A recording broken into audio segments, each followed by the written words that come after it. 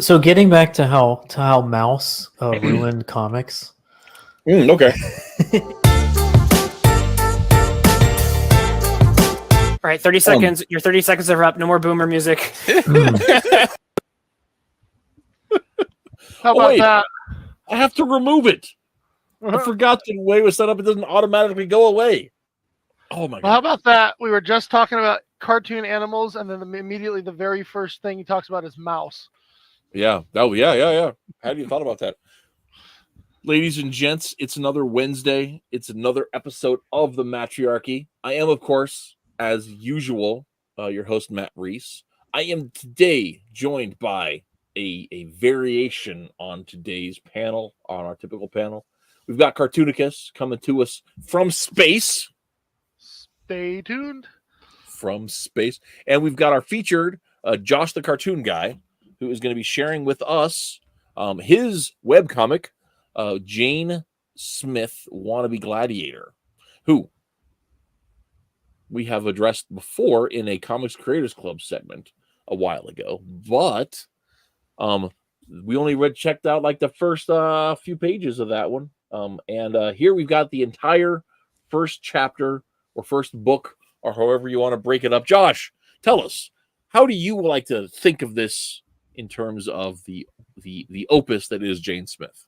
I guess I'm calling it a book now because it has a beginning and a middle and an end. So it's the opening to a longer saga, but it is self-contained. You can read it and get come away with a nice moment of catharsis by the end of it. I don't leave her hanging off a cliff.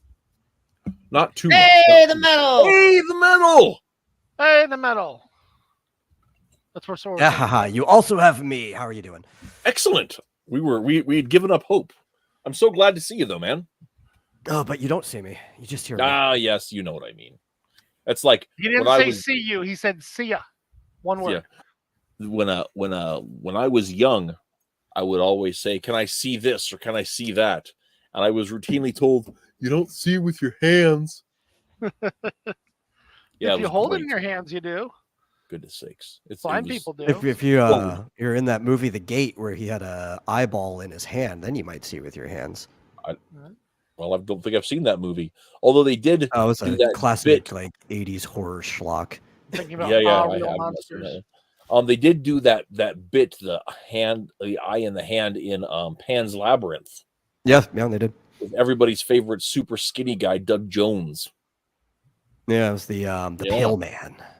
I had a chance to meet Doug Jones a couple of times, actually. He is one of the nicest guys I've ever met, but he is actually all hands. Meaning he'll shake your hand and he'll hold it and he'll touch your shoulder and he's very present with everyone. I mean, it's not like in a creepy way, but like I'm not used to being like approached by people that aren't my family. so it's a situation where he's very friendly and he's present and like with anybody, but he'll shake your hand with one hand and then he'll put his other hand around it. And just like he's super glad to see you. And so that's not normal? Not for me. Okay. Is he from the South? We're huggers here. I'm not sure where he's from. Yeah. In like the Dallas area of Texas, it's like super common of how just people greet each other. Yeah. If he wasn't so warm, his spirit were warm, it might be a little off-putting, but he's very, very, very just kind. One of the kindest people I've ever met. Nice. And yeah. So anyhow, we're not here to talk about Doug Jones, who I've on good authority is a fraud. So that's the line from a movie. Never mind. Anyway. All right. Yeah, Isaac Larkin says the two-handed handshake was asking for your vote. No, I don't think he has any political ambition whatsoever. So, which is pretty great. As I'm saying, sometimes in the South, you end up like hugging somebody that you just met for the first time. That's just the energy of the room, you know? Yeah. I have had that experience too. So By the way, before we get started, I just want to point out this that to everybody, and the reason he said I was from space earlier. My internet has been out ever since Hurricane Helena, and we finally broke down and got Starlink. It is not nearly as fast as cable internet, and so we're wondering how it's going to fare on this live stream. So far, I definitely have evidence that probably about every 5 minutes or so, you do start breaking up and sounding something like the robot from Portal. Can't remember her name. So just if you're talking to me GLaDOS. and I don't immediately respond or something, just understand that's probably why. Well, good. We will roll with the punches. We will make it work.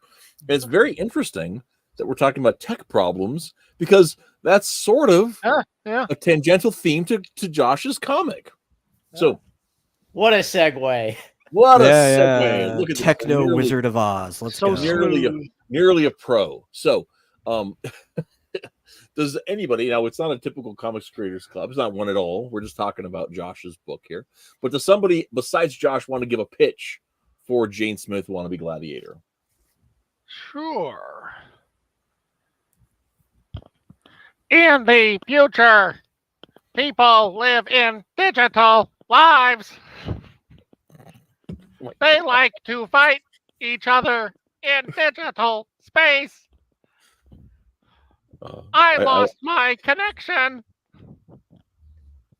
I've got to add some bois to that, Cartoonicus. Like Transformers style. Bois, bois. Oh, man. Okay. Would you like an actual pitch? Yes, please do. I suddenly regret everything I've ever done.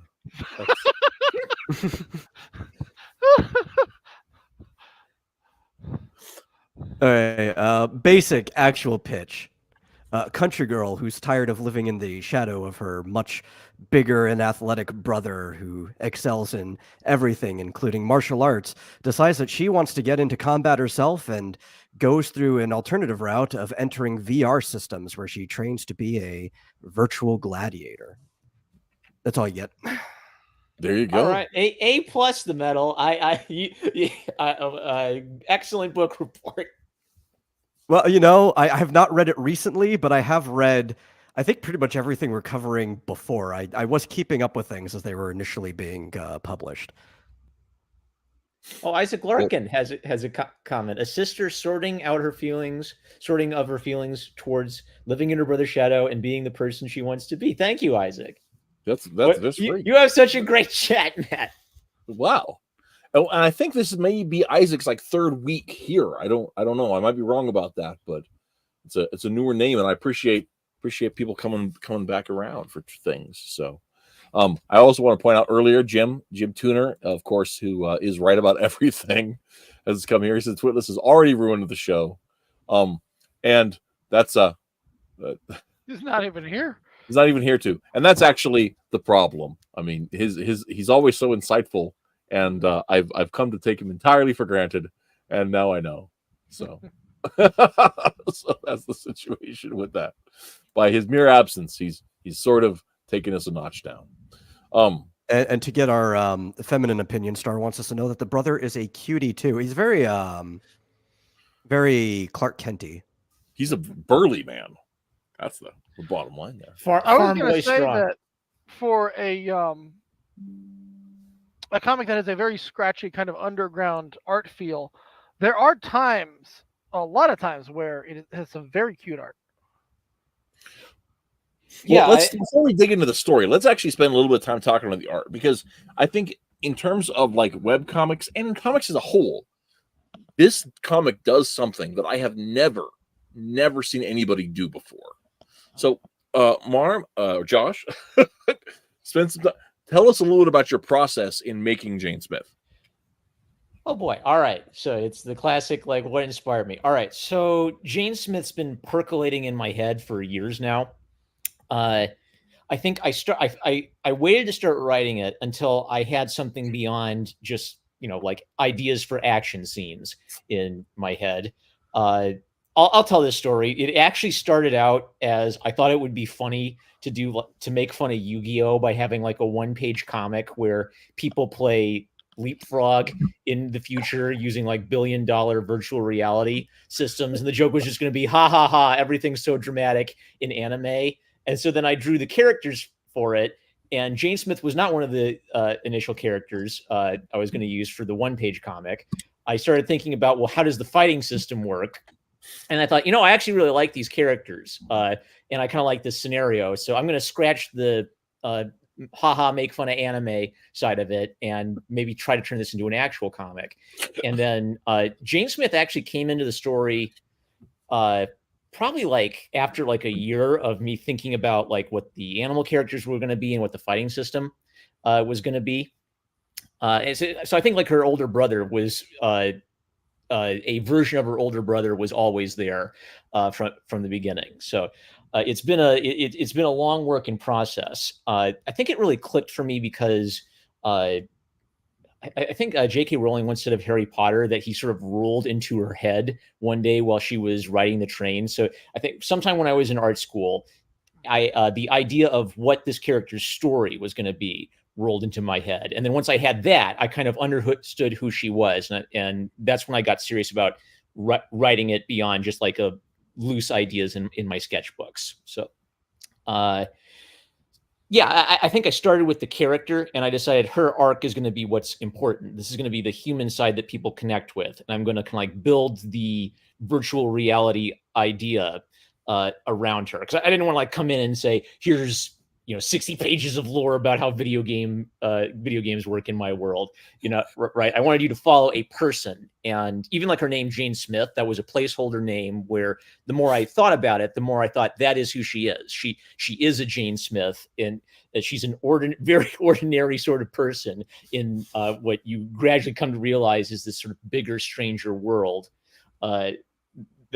The world she lives in is much like ours, but has virtual reality technology kind of beyond what we have today, in part because this is sort of like my dream of what I wish virtual reality was. It's kind of like weird that in the time I've been writing Jane Smith, AI has like gone from being like a weird little niche interest to being something that everybody talks about and is omnipresent in our lives now, right? So the world's catching up with me. I've got to draw faster so I can predict the future. Yeah, I know that. I know yes. that.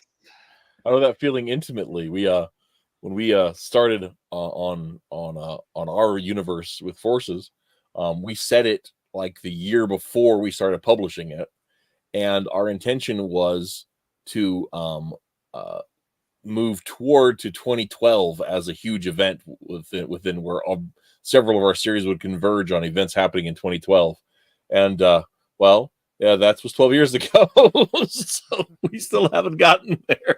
That's why I tend to like to do period pieces. Yeah, well, that's what we're doing now. I do period pieces. I just don't let people know what period it's in. There you go. So Isaac That Larkin actually says, is my number one rule when I am writing a futuristic piece. Isaac Larkin says, do you separate the tone of black and white to show a form of depression she feels? The color shows her showing the raw feelings shining through, also being a teenager finding the real person. That's not a bad interpretation. So what I take Isaac to mean is like, is black and white a symbol of depression? Is color a symbol of raw emotion? Yes and no. Like, she is very depressed at the start of the story, and you find out why later. She's starting in a pretty dark place.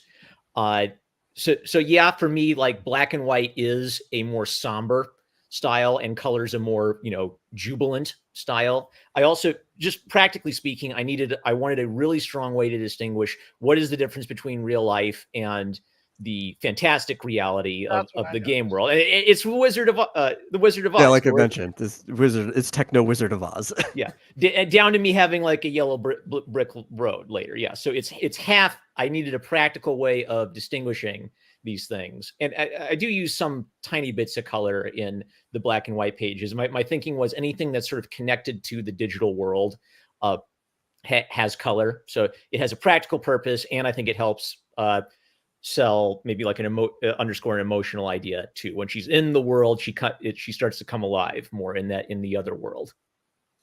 And one of the things that I want to talk about too, in terms of the process, is that you work in paper, and charcoal, and I don't believe I have ever known of another comic project that uses charcoal as its primary thing. I know you and I have talked about that, but I don't know that we've gotten it on stream before. What was your I actually think he motivation? did talk about this Did on we the Comics Creators Club, Comics Creators Club? but honestly, it would be great for him to go over it again. Yes. Sure. I sometimes wonder if it was a good idea. I drew in charcoal a lot in art school. It's a medium I'm comfortable with. I like that it's messy and doesn't forgive mistakes. Yes. So I think I got as far as like inking the first page traditionally, and I just thought, I like charcoal better. Charcoal produces a nice rich black. Why don't I just work in my preferred medium, right? So there are actually like times where I'm like really struggling, to get it to work with lettering, right? So I call myself a tradigital artist. So I'm using digital lettering in Photoshop to clean up my work and do clean lettering, but I get to keep a lot of the messiness and maybe some of the expressiveness of charcoal. And I even kind of like the irony that this is a very sci-fi futuristic world, but the art itself is using a very old school method. Well, did you say tradigital? Tradigital, yeah. I'd not heard that before. I'm going to steal that and use that because I Yeah. do all the penciling and inking traditionally, and then I go in color and letter. So I'm going to be digital now. That's what we do as well, with most of our ideal projects. Not all of them. Barry does a lot of straight to digital work with stuff, but Forces was always, we actually used India ink and dip pens when we first started with Forces. And my son Taliesin in the recent Grab It stuff, he does it all on paper, and then we scan it in and treat it after that. So I really like that that flexibility. I also like the immediacy of and tangibility of it all. But so your the method of your work was to focus on something you're already familiar with, something that had that evocative, that bright contrast on things. What would you say from start to finish? How long does it take you, barring real life problems, to do a page? Okay, I've started doing 2 pages at once. I think for these very first few pages, I was doing 1 page at a time. And this was this comic was a real learning experience for me because I'd done little mini comics before this, but I'd never done anything quite this long and involved. So when I do 2 pages at a time, then it's probably 12 hours to do 2 pages from beginning to finish. So it ends up being 6 hours a page. And that was an improvement on my old process where I would do 1 page all together and then 1 page all together. Right. So it probably used to be like 8 hours a page down to 6 hours a page. Oh, hey, Nanji, I read Jane Smith in preparation for the stream. I think I liked it better the second read through. Well, thank you, Nanji. For those of you who might not know, Nanji himself does a webcomic, It's My Turn to Save the World. It's hilarious and amazing, and you should read all of it twice. So I love it. So anyhow, now with this first story, this first book that we have here, it's about 139 pages or so, which I didn't realize the page count until I went through and looked for it in preparation for the stream here. That's a weird page count for a thing that's intended to be printed matter. Did it just work out to that, or did you have a plan for it to be that long for particular reasons? It worked out to that, yeah. So sometimes I would get to a fight scene in my script, and I would say they fight, and then that sentence would become 12 pages of action sequences, right? So I am very much like I figure it out in the layout phase. I was trying to shoot for a round number, like 75, 100, 125, 150. But I figured if I'm a little short of the 150 mark, I could always just put in some bonus art and fan art and commissions I've gotten of the characters. Yeah, that makes sense. So, Oh, I had another question in my head that just popped in there. Oh, you're talking about the script. You said they fight, which is hilarious. Are you working from a full script as you put this together, or what is your process on that part of it? My writing process is I outline a chapter, and then I actually did sit down and write a script for this entire first book. But when I got into the comic art phase, that's where I might realize, oh, I've got to develop something visually different than I thought in the script. And my tendency in script writing is I write paragraphs and paragraphs and paragraphs of dialogue, which I don't think makes for good comics. I think that comics is a medium of very punchy dialogue. So I kind of use the Stan Lee method on myself, which is I start with my script to give me a structure. I draw it, and then when I get into lettering, that's where I actually hammer down what the final dialogue is going to be. And usually it's a process of editing down the paragraphs of dialogue down to the most essential wording. You got to get across the idea, right? Without wasting the reader's time. Mm-hmm. So, I think, as in my typical super prepared fashion, I think that was all the questions about the production side of it all. Well, I'm curious. When you're putting in color, how does that work with charcoal? Are you having to put the color down first? That's another thing I kind of taught myself how to do. So the first few pages, I literally would color with oil pastel because I wanted a traditional look throughout. And then I scanned the oil pastel and superimposed it. And that was too messy a process and too extensive a process. So what I ended up doing was I have oil pastel texture packets. So they have a traditional look, but then I color it digitally and I superimpose that texture on top. So I'm using digital tools to color, but the final look has that kind of like papery quality to fit with the charcoal. Gotcha. Cool. And if you're interested in seeing this, you can actually go to #1 Marmaduke Fans channel and look at different streams and premieres that he's put of the long process of making these pages. Yeah. That is true. Okay, related to that. So one of the things I learned was in my early pages, a lot of the colors were really muddy because I was just superimposing the color on top.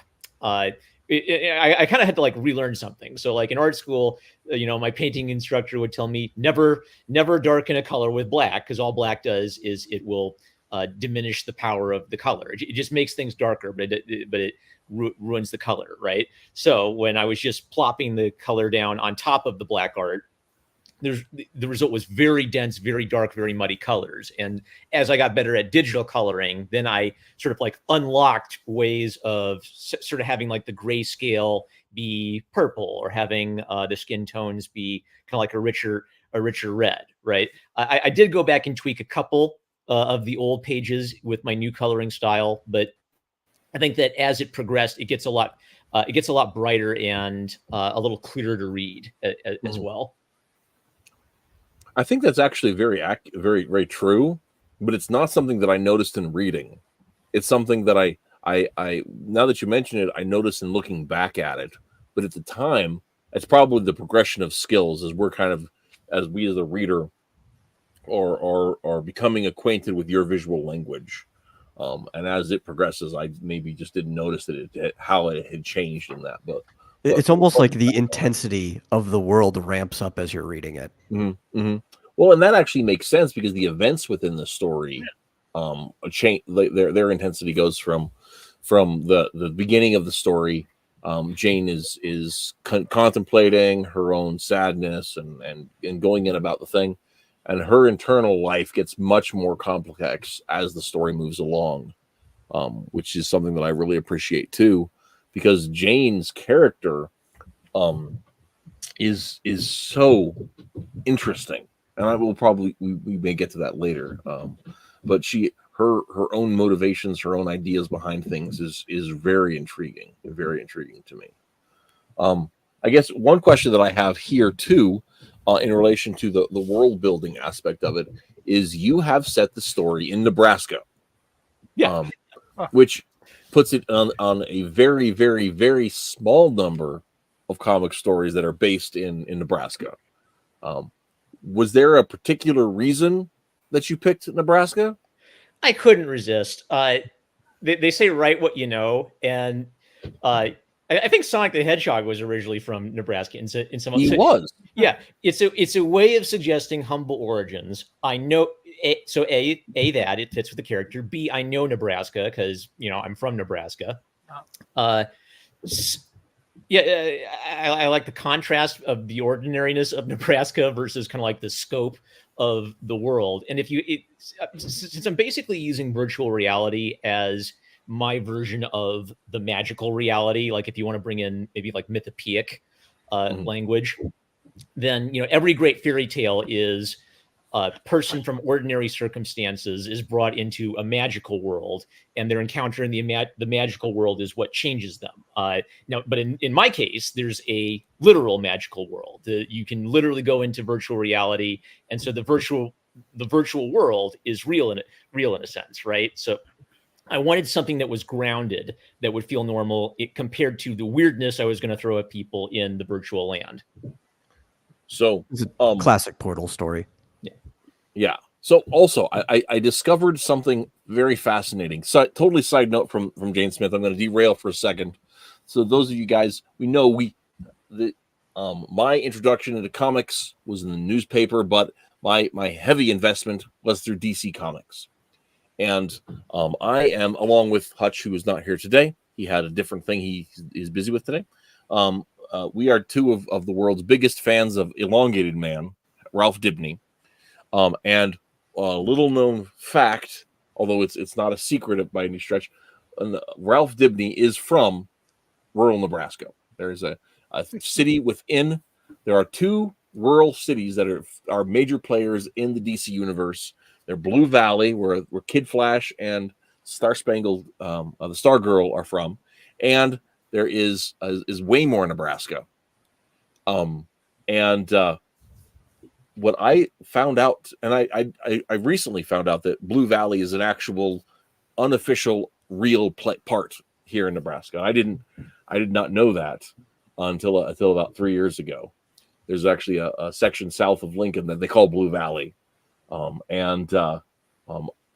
which is nuts. But today I was looking at a map, and Waymore was inspired by the real town of Wymore.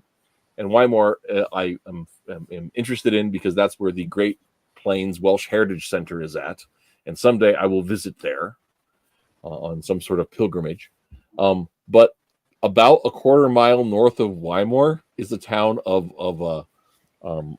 Blue River, just north of Wymore. And I was shocked to find that out. So the Blue Valley is significantly far from Waymore in the DC universe, but their real life contemporaries are just a quarter mile away from each other, and that was fascinating to me. But anyhow, comics in Nebraska. Moving on. So, when you in the digital world, Jane is, of course, the full VR unit. It's people sitting inside of pods to have their gaming and all that kind of stuff. What were the things that shaped your picture of this VR virtual world? Well, okay, so Yu-Gi-Oh was one, since the whole thing was conceived of as a giant Yu-Gi-Oh parody. Like to me, the comedy of Yu-Gi-Oh is they play a card game and they have billion-dollar virtual reality systems to bring the card game to life. I've never seen Ready Player One, but a lot of this was kind of in the atmosphere. Sword Art Online was really big when I was conceiving Jane Smith. Now, to me, the thing about all of these virtual reality stories is the hook is, in a world where virtual reality is real, and then always, the bad guy will trap them in the virtual world or something. And if you die in the virtual world, you die in real life. And the interesting idea was always, well, what would virtual reality do to us? Right. Because to me, it's almost like a dream world. It would be a dream to go into the world of your favorite video game and experience it as if you yourself were there in person, right? So to me, it's partially the fantasy of this is kind of what I want the future to be, and I'm not too concerned about things being mechanically, realistic. If I could build a virtual world like this, I would, and I'd make Elon Musk money, right? So I'm kind of fancy when you go back to a lot of like 1950s science fiction, they are speculating about what their future will look like in a very optimistic and a very unique way. It's they're worried about the fears of people in the 1950s, and they're imagining cool things like flying cars that are still kind of cool, right? So I kind of wanted on purpose to say the coolest thing you could possibly imagine is just here. Don't worry too much about the mechanics of how it works. What's interesting is the impact it would have on people like Jane. What would it mean to the average girl if there's a literal other world you can go experience where you can have powers beyond your imagination, right? How would that affect churches? How would that affect, like the average school kid? One of the reasons that comes up specifically is that, like we've talked about, AI and VR are things that have become integrated into our life in the last several years, and the idea of the Matrix style pods, right, is almost in itself an artifact of the past, with the way VR goggles and motion capture cameras and all that kind of stuff have taken that place in the real world, and that in itself is interesting from a different viewpoint, because you've got this futuristic technology. Pardon me for a moment. Allergies. You've got this futuristic technology that crops up, but the mechanisms by which they're accessing it are still somewhat of a relic of the first of the 20-aughts and the 2010s. And that's not meant as any kind of judgment or anything. It's just an interesting because, like you said, technology's caught up with you as you were working this out and workshopping it, and drawing right. it. And I kind of thought of like, well, what if it's the Elon Musk Neuralink angle where you get like the microchip in your brain, right? Mm-hmm. Right. And I kind of wanted it to feel magic. So and hopefully people don't worry too much about, well, how do the machines actually work, right? Yeah. I might get into some of that more, because I am interested in like the mechanics of like what would be realistic virtual reality technology, but I also don't want to burden the reader with that too much. It's sort of Right. like VR is more a vehicle to create a narrative for Jane than this is not a realistic mechanical. Here is how I think space travel will work within 200 years in the future, right? Well, yeah, it's like the holodeck in TNG, right? The whole purpose If is someone not... asks, right, just be like, how's it work? Overtime and underpaid. I like it. That's great. Honestly, I think one of the more brilliant things you could have done was just putting them in those big spheres and closing it in so that we don't even get to see what happens. Mhm. We just accept that whatever's happening in there, this is the result.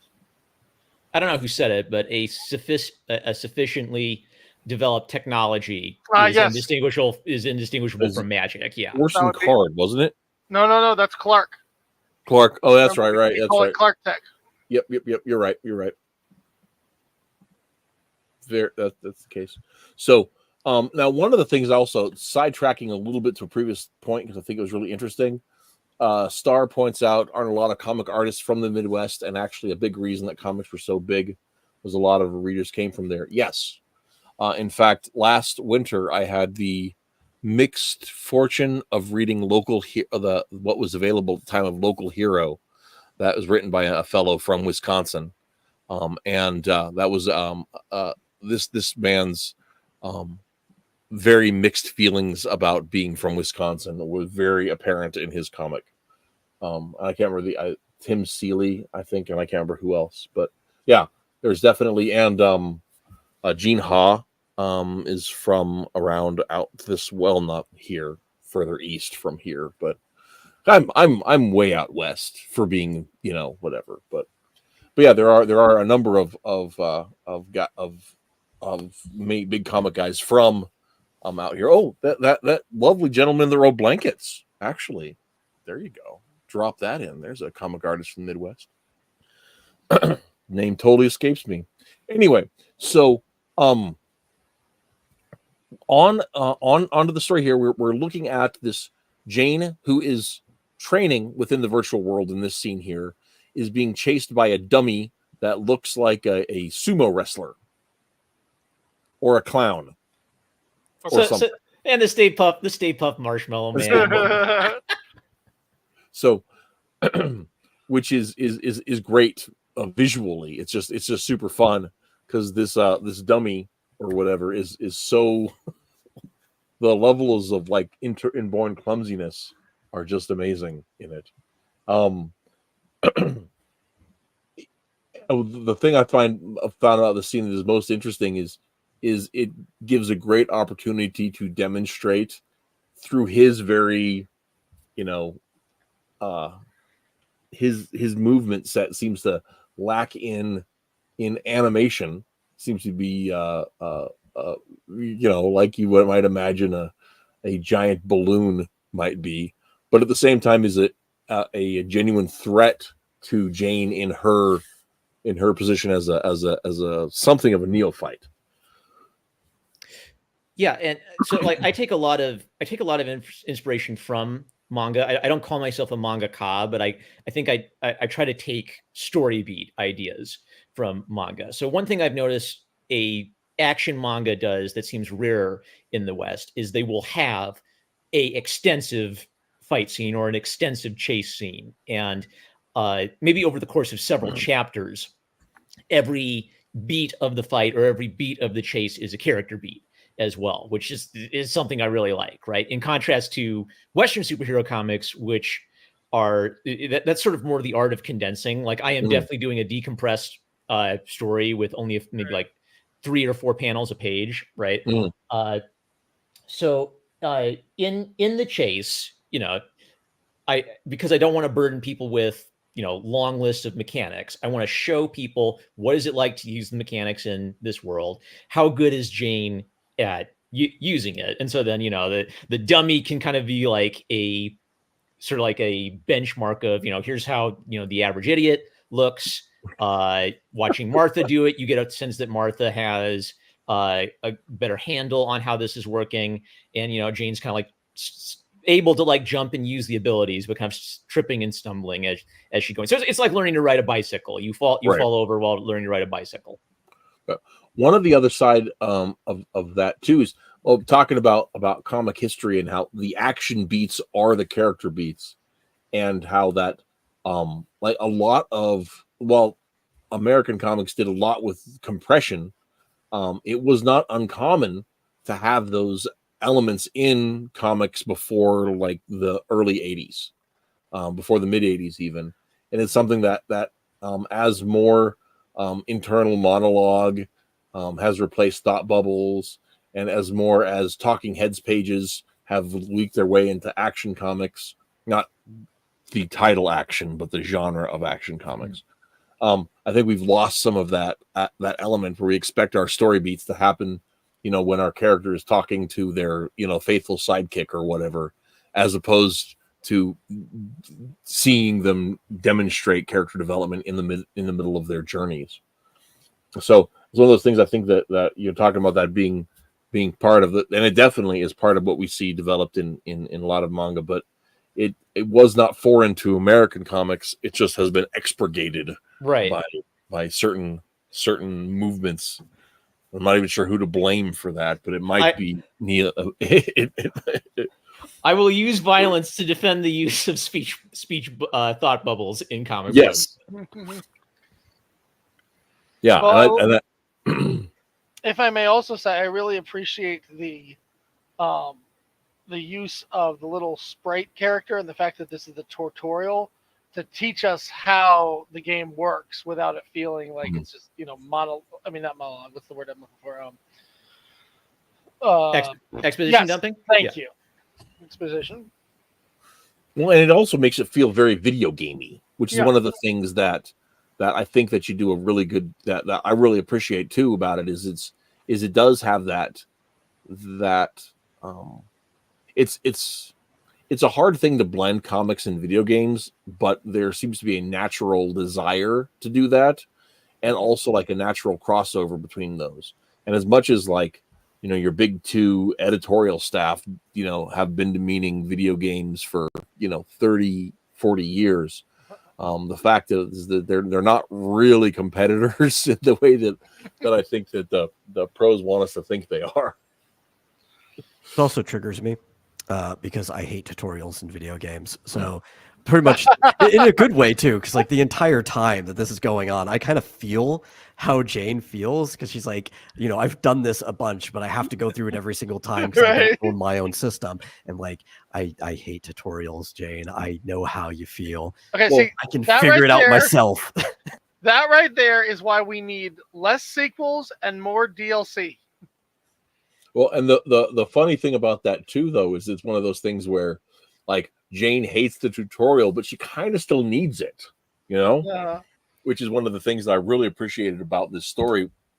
Because the other thing about it is when you actually started getting charcoal to paper, so to speak, there, Josh, that was sort of in the moment when there was a lot of the, dare I call it, the anti-woke art that started cropping up significantly. And the idea that, you know, not every girl boss should be a girl boss, so to speak. Yeah, and I've talked about this before, so I'll just kind of like mention like the idea of the strong female protagonist is a deliberate motivation for me, where my view of the heroine is supposed to be just like a hero. A heroine should be a flawed character, right? So when you have a strong female girl boss throwing fully grown men around, it's abandoning any sense of reality, and it's abandoning any sense of drama. And part of the whole fun of a female protagonist is because she's a woman, because she's not as physically strong as the big strong men. That's creating a sense of drama. And I mentioned it before, but I'll mention it again. From Far Away is my favorite manga. It is criminally underrated. It is out of print, so please don't go buy it, because that'll run up the price for me trying to recollect it again. But the whole premise of From Far Away is a teenage Japanese girl finds herself in a magical world, and she has no superpowers. She doesn't speak the language, and she is basically helpless. Yet she rises to the challenge of surviving in this world, and she becomes memorable because she finds so many ways to be useful without having superpowers. And of course, her boyfriend is like this superpowered Goku level supernatural fighter, right? But she manages to contribute just as much as he does in a lot of the situations. Well, and that's one of the things that I think a lot of the you know, the strong female character trademark community missed, is that we don't even want our male heroes to be, you know, the flawless, the never have to struggle character. We enjoy seeing Indiana Jones get kicked in the face, right? Because it's a matter of him rising above the challenge. You know, I mean, that's like at the end of Raiders of the Lost Ark, right? Jones is entirely captured. He's entirely a victim of the circumstance in which he finds himself, and it's only by his wit that allows him to survive, and that's part of the you know, amazing aspect of that story. If he just went in there and punched everybody in the mouth and saved the day, and, you know, snatched the ark and carried it back on his shoulders, it wouldn't be worth watching, right? So the struggle is part of the journey, and I think that so many modern writers don't really appreciate that, or else they're Tom King and only appreciate struggle and don't really see success as an option. But that's a different story. That's for a different show this month. Actually, next week. I think one of the commenters mentioned that, you know, they didn't find Jane that likable on the first read through, which I'm fine with, because I open with showing you her, like she said, I think one of her first thoughts is, God, I hate him, while looking at her brother, right? So I'm deliberately showing you this is the darkest element of the character, and I spend the whole first book essentially punishing her, right? So because she has a flaw, I want you to see what she's doing isn't working, right? Which is part of the fun. And the transfer again, like here, the character transformation ties into the physical battle. Like the first enemy you need to defeat is yourself. Yeah. Mm-hmm. Very cool. I like it. And one of the so a couple things from the chat. Isaac points out she did not get overly sexualized when she is in VR. She's still a true version of herself, which I think is important, especially since we're dealing with well, I'm not sure how old Jane is. Well, she's supposed to be 14. I wanted to be careful about that, right? Yeah. Because I like, you know, she's a young, pretty girl, right? She's supposed to be like a knockout, beautiful girl. But I really, how do I think about that? I guess my thought is, you know, like sex is fine because sex is part of life. But to me, the difference is like if I am Jane, if I'm sort of inhabiting Jane's mind as I go through her world, then I'm not treating her like, you know, the toy for my fantasies. I'm treating her as this is how I would experience this world through her eyes, right? Well, and it's not true for every girl that games, but I've known more than one that they'll go in and they'll make their little custom avatar, and it's just them. Right? I mean, they very, very meticulously make it look like them. You know, maybe 15 pounds lighter, but you know, they're not seeking to become. Like that's probably going to be the average. There's a lot of studies by toy companies about this on how guys and girls play with toys differently or what they want from it. Absolutely. And girls tend to basically project themselves onto the toy, while guys tend to project the toy onto them. Like you literally become He-Man or Optimus Prime when you're doing it, while girls tend to want like a Barbie that looks like them. Now, this obviously isn't true for everyone, but when you're selling to people, you're looking at what the averages are. Right. Although in a video game, it's different. The guys just all play girls. Sometimes. Well, I think with what kind of game you're playing, I've found that like if I'm doing like an RPG and I have an interest in playing like a villainous playthrough, I have a harder time like taking that from a male perspective because I do not like to think of myself as a villain. So I can more easily separate myself from a character if it doesn't look anything like me. So anyway, can I say something? And that is, please. I hope this doesn't come off as an insult, but I actually didn't see her as if she was supposed to be some, you know, beautiful knockout. Remember when I was saying earlier that you had really cute art? Actually, I thought see her. She always seems to come off like a much more, you know, cute, innocent character to me, which I actually liked because I prefer that. But well, there's you know, she's 14. Maybe I should. Maybe the way I should word that is she doesn't know how pretty she is, right? So she's the shy girl, right? With messy hair, she has big ears that she's self-conscious about, right? Like I wanted to give her something like, should I give her a big nose? Should she be a little plump? And I kind of settled on big ears is a fun thing that, you know, I've had sisters. This is, and I think that, so like my experience as a guy who knows a lot of girls is I think girls feel self-conscious about their bodies in a way that is harder for a guy to wrap their head around. I think guys feel self-conscious about ourselves if we're like, you know, like flexing in front of a mirror as compared to Arnold Schwarzenegger. But what is it? Anorexia is wildly, like, overwhelmingly a problem experienced by young girls, right? So for me, like, her having some of those body positivity issues, it just feels real. That's something that's true to a lot of teenage girl experiences. Yeah.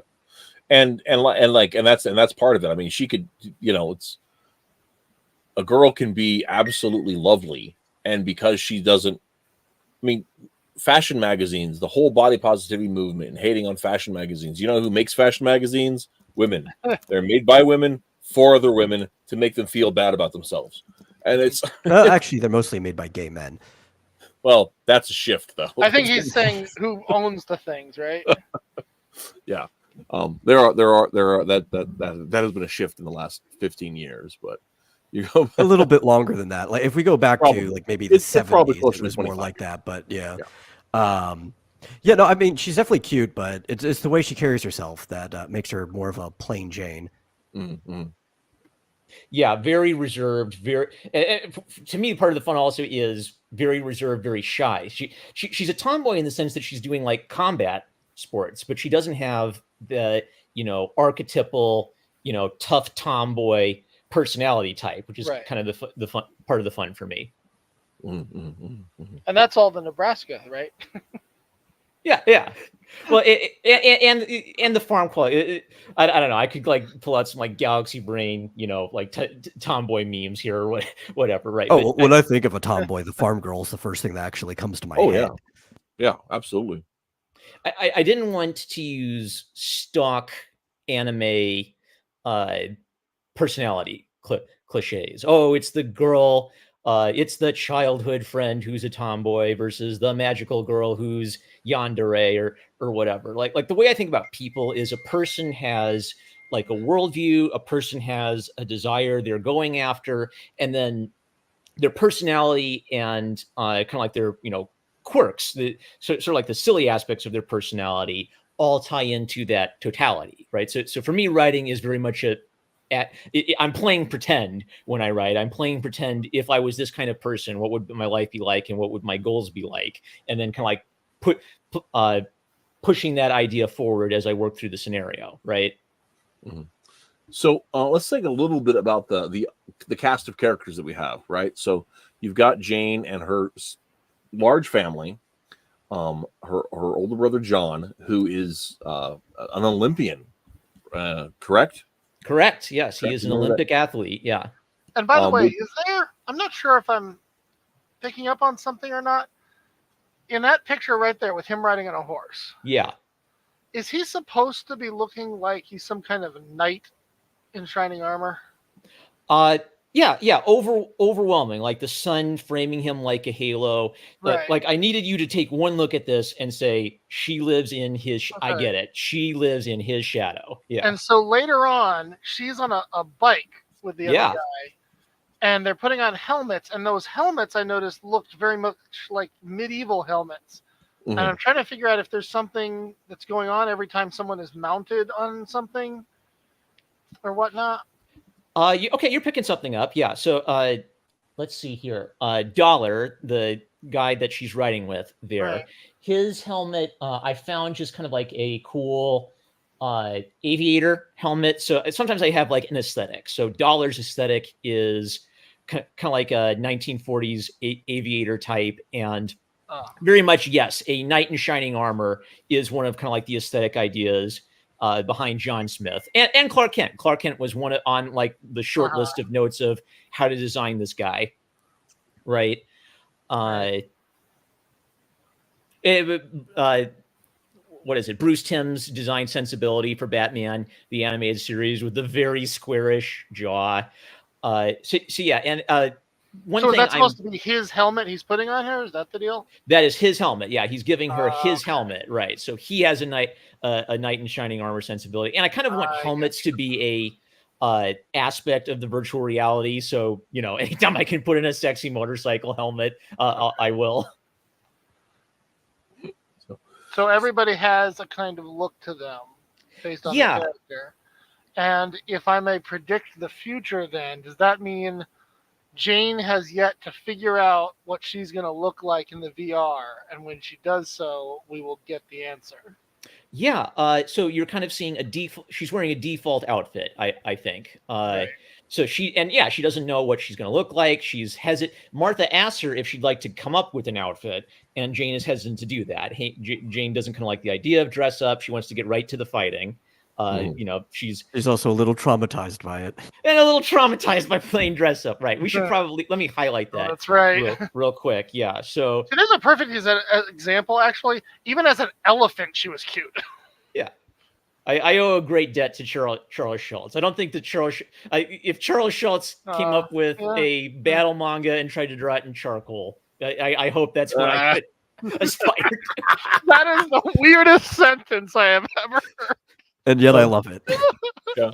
Well, and one of the things about that too is it's beginning with that reflection and her not fitting in and feeling like she doesn't fit in, even though she does. I mean, like her friends appreciate her. They're just, kids are just kids, right? And all kids bully each other. That's just part of the deal. But to see her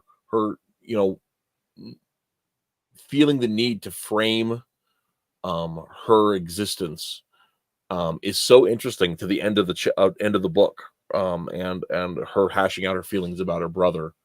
I'm not to spoil too much, but I think that's one of the most honest and interesting things I've seen in a comic in like a long time. Thank you. Yeah. I knew because she has this negative aspect of hate. She has hate in her heart, right? And I kind of wanted to be careful that I didn't want her to become obnoxiously like evil to her brother. So right now, most people don't know. Her parents don't even know that this is a problem. It is purely inside her heart. So I needed to show some aspects of herself so that you could understand. So that it just wouldn't be like a person who's like full of hate, right? You need to see who is she as a person. Why is she like this? What's hurt her, right? I guess something kind of like weird about the way I write is, even though there is like this, I'm deliberately kind of like critiquing the feminist idea of a protagonist. I'm actually hitting a lot of the things that the SJW types say they want to see in their stories. I've got a strong female protagonist who is not sexualized and is very strongly defined by kind of like masculine, combative, heroic characteristics, right? But then I also want her to be a flawed character, right? And I don't just want her to be defined by her flaw. I want to see her overcome her flaw, and I wanted to see her make progress towards overcoming her flaw in the first book. Mm-hmm. And she very much, and one of the things I'm really impressed with it is, like I said, it's honest, it's real. She seems like very much like a real girl, and that's I really appreciate that. Nanji asks, how much older is John supposed to be than Jane? John is supposed to be a high school senior, so he's going to probably nearly 18. Wow, he's big. Yeah, big boy. Yeah. And Martha's going to be 1 year older than Jane. So it'll probably be Jane's 14, Martha's 15. John is probably like 17 and a half. So we have Jane, and we have her big family. That includes her younger sister, who is a Josie. We got to talk about Josie. Got to talk about Josie. She's a super important part of the best character. She's a very, very important character, and has a very vital role in the story, but she is not one of the main mover and shakers in the first book anyway. Yeah. Josie's another one where this character kind of surprised me, because I thought, well, Jane's from a big Christian family. Big Christian families, they need more than 2 kids, right? It doesn't feel like a big Christian family, just 2 kids. So we need at least one more sibling in here. And I played with, maybe she's got like twins who are her younger brother and sister. And I settled on Josie. And then I almost immediately, like, I kind of came up with this on the fly. Josie is deaf and uses a cochlear implant. So you even have this kind of like fun relation where, Jane is sensitive about her ears. Josie literally cannot hear without her implants, right? Mm-hmm. I was going to ask about the elephant and see if there was a connection with that. Elephant was just kind of like, I like Dumbo, right? And I like Babar, so I figured her liking Babar as a kid would kind of give her a little human connection. Oh. I was just thinking about the ears. Oh yeah, and that too. I think in like really, really old drafts of this, when I still didn't know who Jane was, kind of like my initial idea is like she's a girl who wants to fly, like Dumbo does. So like one of the first thoughts I had about her character is, well, Dumbo's her favorite movie as a kid, and then as I got to know her better and better, like little things like that stuck with her, right? Okay. Very interesting. So Josie, of course, and one of the interesting things that I think you did this as well as anybody. You have Josie communicating, and Josie and Jane communicating to each other in sign language, and that's one of those things that has been done before in comics, and very often to mixed results. But I think you did it as well as anyone. Was there a particular comic property or idea that you went through in incorporating the sign language into the book? Boy, I have never seen it done before, right? So I just said, well, they've got to communicate by sign language. Josie needs to know sign language if she's literally deaf without her cochlear implants. Isaac mentions, yeah, it makes it. I think it helps if you know about Jane that she's learned sign language just to talk to her sister. Like, I think that helps humanize it because of her negative aspects. She needs some like pet the dog moments, right? So she's learned sign language just to have kind of like a private language to talk to her little sister. And I literally just like started teaching myself the signs, and because it doesn't blend well with comics, because American Sign Language, it's a very slow way of communicating, right? So usually I will pick one word out of the sentence and represent that with a motion, and I think it mostly works. If they are kind of like communicating a whole idea by sign language, I might slow it down and show each sign, or just pick one sign out of the sentence and use that to kind of like visually underscore that they are using this to emphasize their words. Well, Yeah, what's like the most interesting about important that? action sorry. or whatever. You go ahead.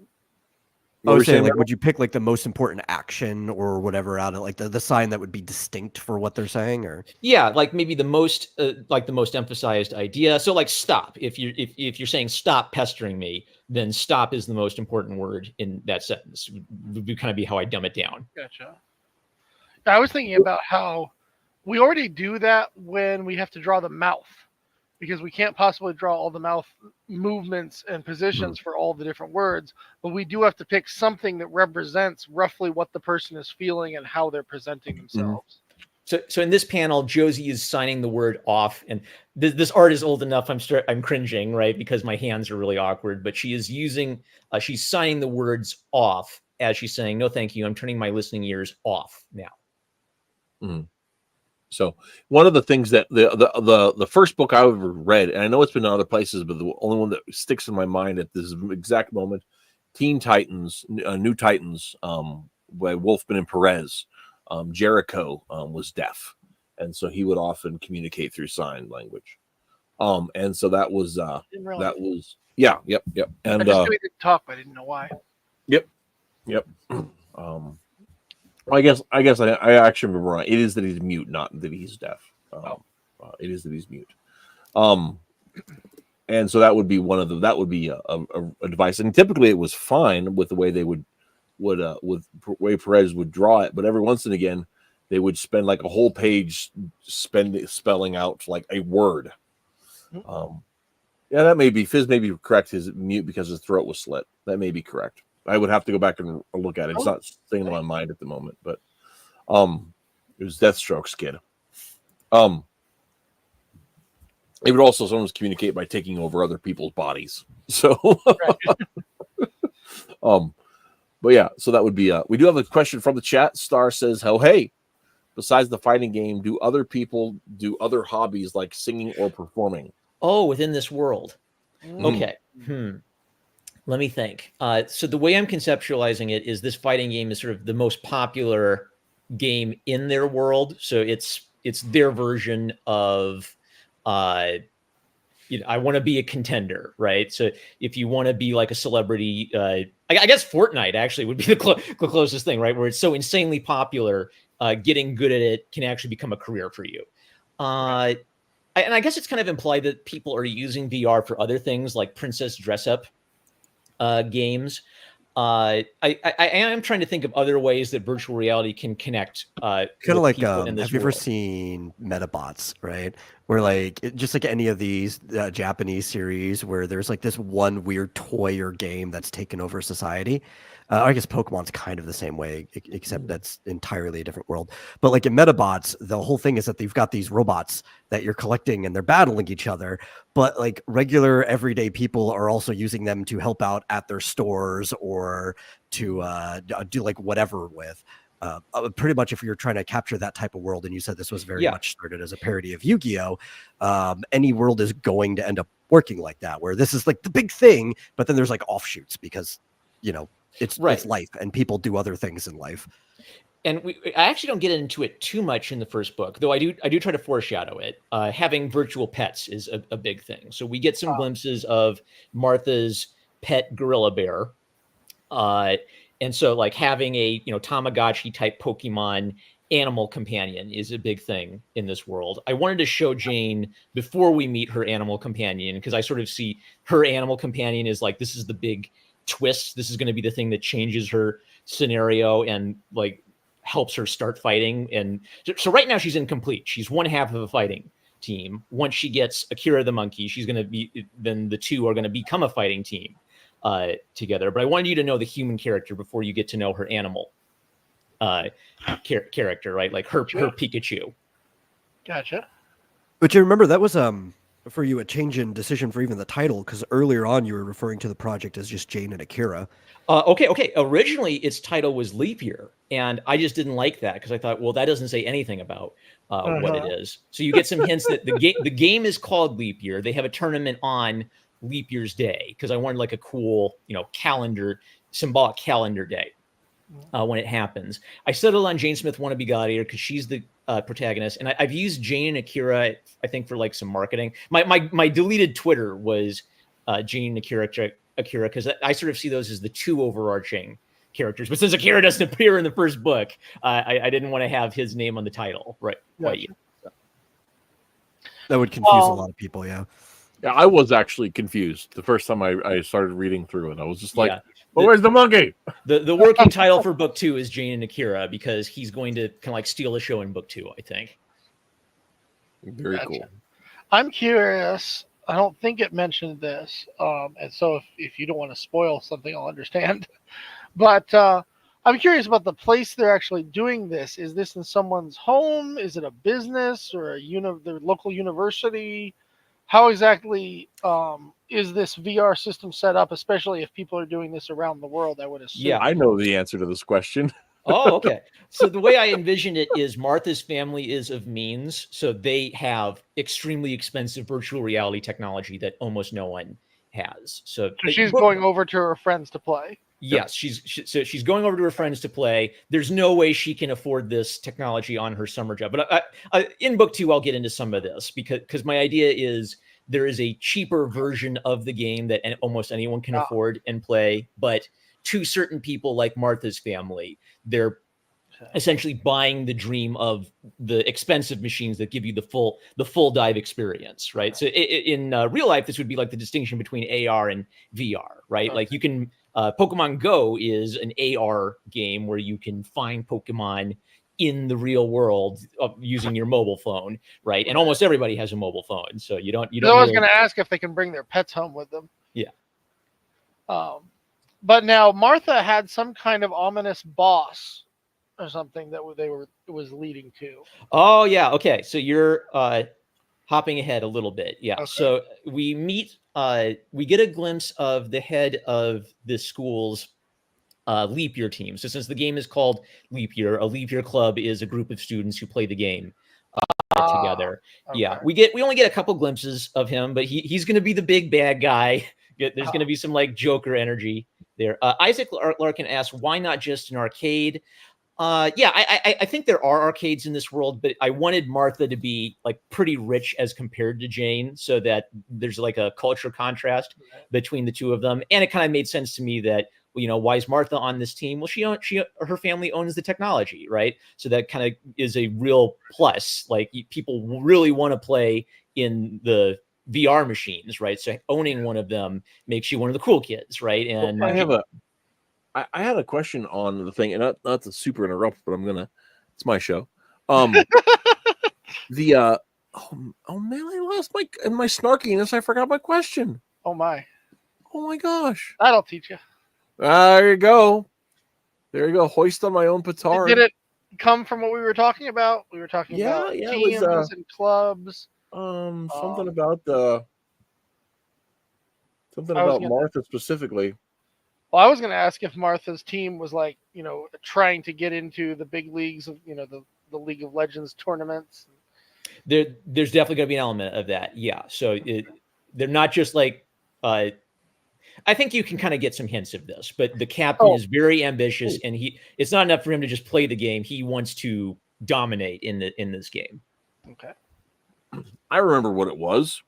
So one of the things early in the first book, you establish that, you know, Martha has money, she has means, she has resources, she goes to public school, she knows who the X-Men are, whereas the Jane's family, they are rural country, they do not have the extra cash, they do not know who the X-Men are, and so in explaining the process, you compare the Danger Room to the Imagination Station from that was the panel Twitless liked so much, because it's a dual cultural reference joke where the two characters know different cultural references. Yeah, exactly, and I actually love that. But where did Jane, and this is something I don't believe was addressed, maybe I missed it, but where did Jane and Martha meet?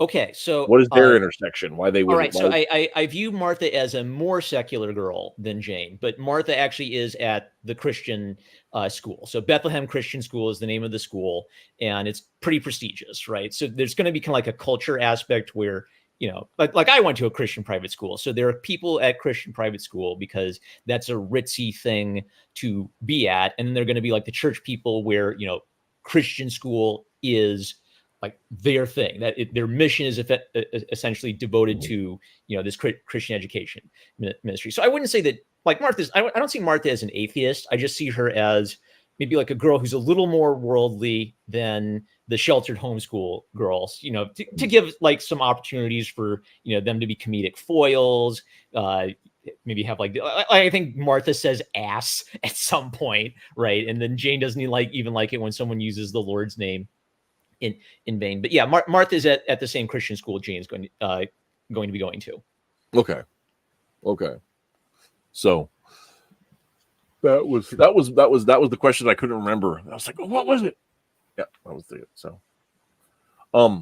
yeah. So okay. So Jane in this, she's going through the tutorial, learning all the stuff. Martha gets caught up. There's a more, I cannot remember the golem creature. Forgive my lack of memory in here. I just call them golems. Yeah. That comes up. Is that a thing that Jane wakes it up with the dummy? Okay. Let me refresh. So they're traveling along three paths. Each of them fights a golem. She accidentally. So I kind of thought this was a nice bit. She saw Martha got hurt. She freaked out and ran over to Martha and ran into the path of the second golem by mistake. So she doesn't, one of the things Martha says to her is, you know, just stay focused, and Jane frequently loses her focus, and she has, what do you call it, unforced errors, right? Mm-hmm. I'll mention this. So John actually doesn't show up too much in book one. He shows up mostly in flashbacks, because I knew he was going to be an important character. He's not physically present in the midst of all of this, so he's present in Jane's thoughts, essentially, right? So yeah, so the red golem, she's only fighting by accident because she lost her focus and ran right smack into it, essentially. Oh, did that answer your question? Yes, that was the lead in. And oh my gosh, hang on a second. Somebody say something when my nose itches. Okay, your nose itches. Let's see here. I'm trying to remember. There was now. I found it interesting how the whole shields system worked. Yeah, let me pull up one.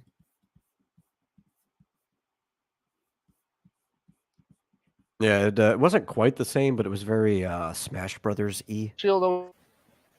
Yeah, I'll confess to I played a lot of Smash Brothers. I also think a lot about kind of like martial arts systems. So I wanted I wanted something that would evoke the idea of yin and yang in the martial arts system. So you have shields, like the Fantastic Four are this, right? The Fantastic Four are the four elements. Human Torch is fire. Reed Richards is water. Thing is earth.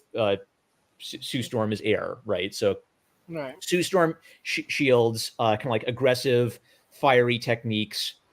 But I didn't just want to ape, like Avatar: The Last Airbender, Earth, Water, Wind, and Fire. So, Right. But those are my inspiration points. But I kind of wanted to I guess bury them a little bit. But you have offensive and defensive magical powers essentially that can augment real martial arts techniques. So like a knife hand strike can be augmented by the offensive power. Right. Plus, So, like if you were trying to go yin and yang, you'd be using the 5-element system, not the 4. You're right. Yeah, because it's not always there are different classical element systems, right? which actually brings up another thing that I kind of want to ask about too. We've talked. I know this. We've alluded to this before, but I don't think we've ever directly discussed it. Correct me if I'm wrong, there, Metal. You might remember, but one of the things that shows up with a lot of the in-game techniques are the hand positions, and I know you've mentioned that so at least some of your inspiration from that comes from the medieval Christian iconography. And what was it? I guess what were your? How did that? Does that does that play into things? And or is that something you want to discuss at this point? I guess I could. Yeah, I'll touch on it briefly. So again, sometimes there's like a practical problem and then there's a symbolic idea. So the practical problem is, well, how do you use abilities in this game? And I figure, well, hand gestures. And again, it's tying into kind of like the cool sign language thing, right? You use your hands to activate abilities in this world.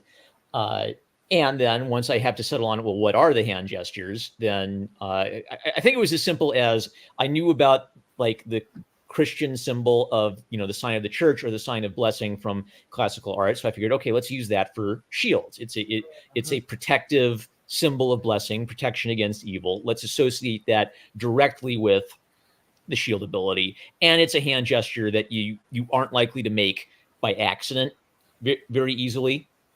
A fist is just like a perfect one for activating an offensive power. And I think the ones for the attraction force, the pull force, it's literally just the Spider-Man symbol. I'm just praying that Marvel doesn't pay attention long enough to sue me, right? Well, okay. I'll touch on this a little bit. Because Jane comes from like a little, maybe like sheltered Christian background. I even kind of like the idea that as she's playing this game, she's going into a world that is outside of that frame of experience. So I remember as a kid, like my parents didn't mind Pokemon, but there was a lot of talk of Pokemon being of the devil because the characters use elemental powers, and you're summoning them out of balls like you summon demons, right? So I didn't even mind the idea that wait, you have demons and balls? Yeah, sure. So I didn't even mind the idea, like they got way crazier than that, to be honest. Right. So I didn't mind the idea that like people in kind of like a fundamentalist context would see this game and say, "Oh no, they use the sign of the devil in this game, and it's the Spider-Man hand symbol, right?" Yeah, you just have to tell them, Tankatron came right in as I was talking about satanic hand gestures. Oh no, not again! Yeah, just be like, hey, Solomon built his whole temple by manipulating dark spirits. If you can manipulate it too, that's a very, religious thing to do. Okay, is that in the Deuterocanonical works? I missed that one in Sunday school. I was also, someone asked about Samurai Jack. Yes, down to I literally have the 3 blind archers. I confess it. I'm a Samurai Jack stan. So I was actually going to ask about that because I was I am not that familiar with Samurai Jack, and I was wondering what the inspiration was for the Raven Archers. Yeah, okay. So. Right out of Samurai Jack, there is an episode where he fights 3 blind archers. I couldn't resist. Samurai Jack is... There's probably like about 50% of my imagination is dedicated to memorizing Samurai Jack.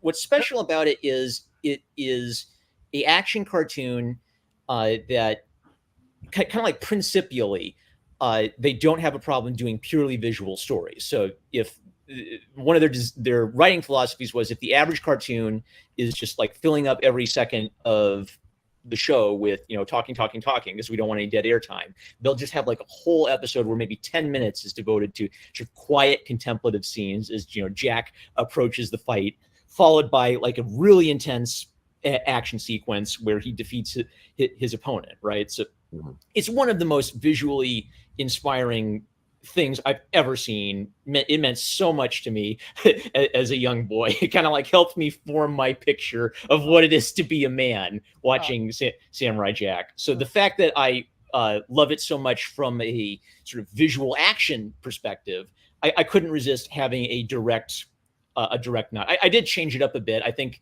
the Samurai Jack blind archers are inspired by Anubis and kind of like Egyptian ideas. They're closer to set than anything like the set piece, but yeah. That is really interesting because I took this a totally different way.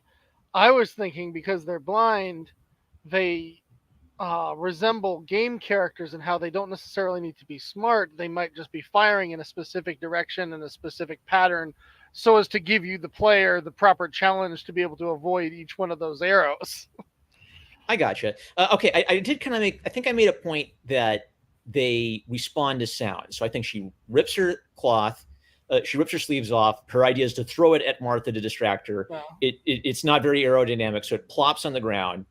It hears the plop like a loud sound and then fires 2 arrows right at it, right? So that I might as well have like cribbed that right out of that episode of Samurai Jack, because sometimes it's like I have a cool action idea and then I build the scene around getting to that cool action idea, and then she realizes she's in trouble. Scritch stands on the ground, and this is kind of cool. The arrow rips her speech bubble in half, right? Yeah, that's great. But that is also something that can only happen where like video game logic works, because in real life, the rip would make a larger sound than the cloth plopping to the ground. Good point. Yeah. You might have just fridge logics me there. Yeah. Well, okay, I'm gonna challenge you here actually, because there's one thing I certainly did not expect in this game world of all these special abilities and shields and how you have extra lives and it's acting very much like a game, and then suddenly I'm seeing her be able to do things like skin her knee, rip her clothes, lose both shoes. And they literally take parts of her clothing off and throw it around and have it be affected. I was not expecting that level of complexity from a VR game like this, even with that level of technology. Well, and some of that is, again, Samurai Jack. He always like ends up in some state of like his gi getting ripped. And to me, like showing that they're getting their clothing ripped is a way of showing like how much trouble they're in. So the more it progresses, the worse your scenario gets. Yes. Yeah. I mean, that's a long held comic book trope. Yeah. I mean, even it shows up in Die Hard. We were talking. Star mentioned Die Hard earlier in the conversation, but you look at Batman, you can tell how tough the villain was by how little of Batman's cape is left by the last page. But I'm trying to think of this stuff being able to be programmed into this game as an ability, right? Right. Yeah. Well, just like the battle damage model. I think that would the skin. You just make everything like a separate asset that's basically got its own like hurt box and health quality to it. Okay, I got a question about like how is she catching the arrow? So the challenge for me was I have this whole game world in my head. How do I explain it in such a way that I'm not filling in gaps? So I think there is a line earlier where Cordelia says, when you activate the shield, objects within the shield are paused. So she's not catching the arrow out of midair. The shield is pausing the arrow before it hits her, and then she can grab it. But then once the object is in the shield with you, you're stuck with it. So she manages to stop the arrow and immediately trips and falls on her face. So one of the nice things about Cordelia being a tutorial character is I can use her to literally come out and explain, this is what's going on. This is how the power works. Yeah. About that. Yeah. And the whole time I was reading her, I was picturing that voice in my head of the the text-to-speech AI you hear in every one of those Instagram memes. No, I don't. Okay, what's the AI Instagram? Oh, how to if you ever hear, well, not, I mean, just people making Instagram shorts, TikTok shorts, etc. Right? There are a select group of AIs people use. There's like 2 or Common 3 voices. famous ones, right? And I can't. I'm not gonna be able to describe which one. It's just like I think it's the only female voice I know of. So if you've ever watched a YouTube video that or short that has the same voice you've heard 1,000 times, that's what I'm picturing. Isn't that the same voice they use for the Temu ads? Yeah, I don't know. I don't think I've ever seen that one. is. Yeah. Yeah. Well, see, the voice in my head, I just kept hearing like Oh, with Navi that- from Navi, Ocarina of yep. Time. Yep, we're on the same wavelength. Oh, I was thinking a little Hey, Navi listen. and a little GLaDOS from Portal as well. Yeah. Well, okay, I'll brag about this. So, the fairy's named Cordelia, the character from King Lear, and King Lear, yeah. And the game is made by Lear Tech, right? So I wanted a King Lear reference in her as well. Okay. So, very, very interesting. So, someone asked about this. So, the arrow she had a shield is timed, right, and it becomes more battle damage as it starts the longer you hold it up. So she takes it down and just barely manages to get off a cyclone attack. So it's not like she herself can catch arrows in midair, but the cyclone ability itself functionally it's like a high risk shield. You're physically throwing your shield at something to block it, but now you don't have the shield around you anymore to protect you. I'll answer the question in the chat.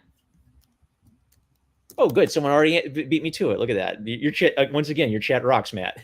yeah. It's Isaac, man. He's doing the thing. So Tank said he was here. All right. So, okay, I actually appreciate constructive critique on this. So my goal was I want to introduce a lot of supernatural video game abilities, and I'm just hoping I'm explaining enough that it makes sense. So from an outside perspective, does the game make sense to you guys, even if you're not a gamer? Like, can you follow what's going on throughout the tutorial level? I had no problem with that with it, but I don't know. I wouldn't call myself a gamer, but I do occasionally play.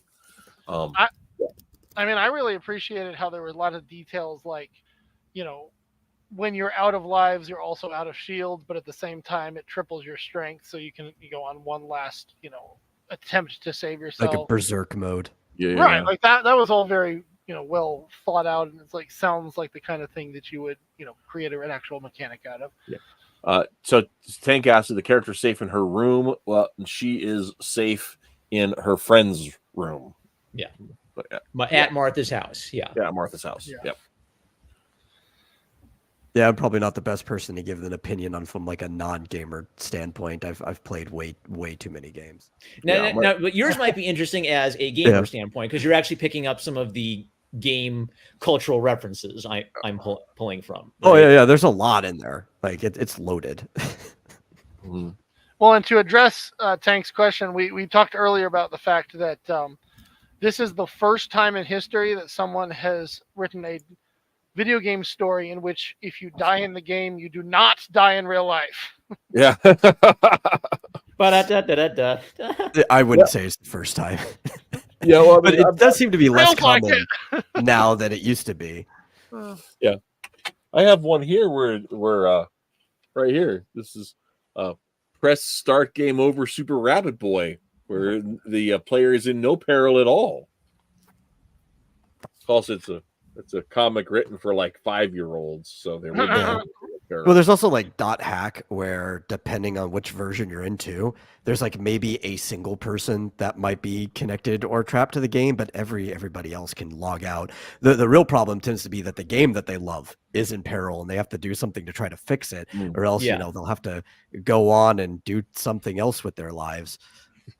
Yeah, So like manga's starting to use a game world as just like an isekai, right? Like, oh, you don't die and go to a real world. You're just playing a virtual world, and we're going along with the idea that the kids take seriously. They're going to save, Fantasia, or whatever. So that's the drama: is can they beat the video game level? So Tank asks, "What are the stakes?" Well, the stakes are her soul, Tank. Yeah. Okay. So my way. Yeah. That's not what it sounds like. This is important, right? So for me, the stakes are. This is if the exciting element is she's playing this game. The stakes are what are the implications of this for us? Like what are the stakes of AI art? And AI basically being used. All school is now like AI essays and teachers using AI to grade the AI essays, right? So for me, really, what the heart and soul of it is the human characters in the real world, where the game gives you excitement and it's giving you to me, I don't know if Tankatron heard this, but I sort of wanted to do the opposite of Sword Art Online, where the drama is not dying in the game world. The drama is how it affects people. Exactly. And one of the things here is because Jane, in the story, she's facing off against all these enemies within the game, and she's learning the skills, and she's trying to define herself, but she is very much there's a peril for her, because there is a darkness in her that she needs to deal with. Yeah, that becomes it's up front from the beginning of the story, but it becomes more apparent and defined as her internal monologue processes the struggles she's with and her own motivations. So it's well, I don't think it's that's all part of it. And it actually, one of the things that Josh has done with it, and why I'm so head over heels about this story, is that there's a visceral reality to her interactions with it, and where and at the end of this first chapter, we won't go into spoil it, but what she has to admit to herself in the course of all of that is so poignant, and it's great. I don't know how many people with a story this fun would allow themselves to get that serious about it, and in a way that doesn't detract from it. Like, we've been reading Tom King's Wonder Woman here on the show, Marm. I don't know if you've seen that, but Tom King so desperately wants to tell a serious story with the characters, and all he does is the same like depressive schlock. There's no real honest internal critique that anyone does. And you have that here. Yeah, I think Linda Berry once told me, be careful about doing I'm depressed comics, because it could be a cathartic way of dealing with your depression, but it can very quickly become you just making comics about how depressed you are, and then just making yourself depressed by doing that all the time. Right, that feedback loop, right?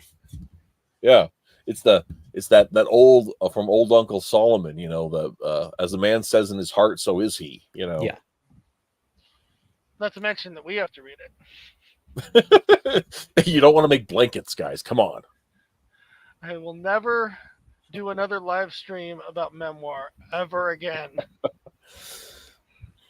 Well, it all depends on what memoir we're looking at. I think memoir as a genre can have some really redemptive aspects to it.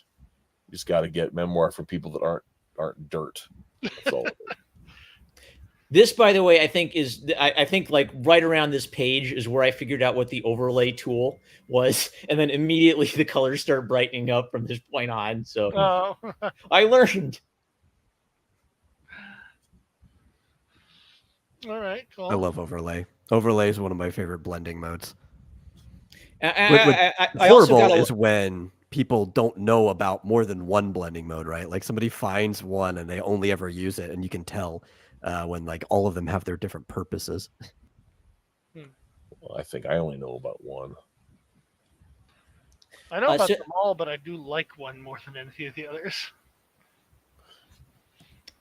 So I'm gonna just give for people who maybe haven't read this story, just kind of like the TLDR is Martha soundly beats Jane. Well, Jane almost wins, but she falls short right at the last end. Martha wins the race, completing the tutorial level. After all that work of the tutorial, now they're finally ready to fight. And just before Jane gets her chance to spar with Martha, that's where Martha gets a call from her classmate and is summoned away, and Jane is left alone. So we're kind of left at the end of this. I don't know what they call them on webtoons. Like I think of it all as one book, but I was sort of limited on webtoons with how many pages I could post. So the end of number 2 on webtoons ends with Jane kind of like entering the fighting arena by herself for the first time, and action picks up from there. And there's also the end of the, I can't remember, is it the Do we want to spoil the? Was that? Yeah. That we're not quite there yet. We meet Okay. Josie again. So there's a pretty extensive fight sequence where Jane encounters an opponent in the second part of the story, and we meet Josie kind of like towards the end of that fight. Mm-hmm. Okay. So someone mentioned liking the Jane freaking out about Martha using the word Jesus to take the Lord's name in vain. So that's my favorite panel in the whole book.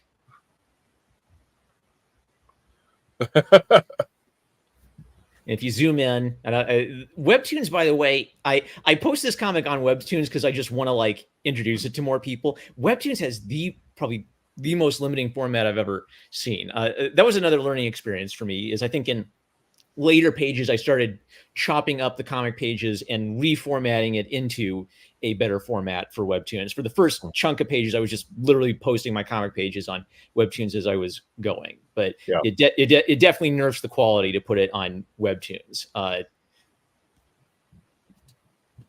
Yeah, have you re-uploaded it to Global Comics or something like that? Because Global's probably got the best web reader out of any comic site. I should try that. Okay, I'll make a note. You could actually have like 2-page spread and stuff and like read it like an actual comic book. Or you can also set up panel to panel so that actually like track the interactive reader. Yeah. Yep. And then Tapas is the one a lot of people talk about. I've been seeing people talk about Global Comics more and more. Yeah, I have I really like Global Comics tools. My attitude is wherever there are fish, I'll go there. So I posted on X, I posted on Instagram. I will check those sources out because so does Global scroll or you can do anyway. Yeah, you can do Global as a scroll. You can do it as a page format. You can do panel by panel. I mean, they give you some flexibility with it. Usually, Tapas is good, but you're going to have the same limitations there that you find at Webtoon. Mm-hmm. The other format I'm interested in is comic dubbing on YouTube. So I've hired voice actors, and I've called in favors from friends to voice act most of the characters. I've got to fill in the last couple roles, but I am interested in producing an audiobook of book 1. Ask me. I do voice acting. Nice. I gotta find. Really? I gotta write more males. I have so many girls and little kid characters to fill. Yeah. Or just find some little kids somewhere. Yeah, my nephews and nieces are growing up quick. They'll be ready to.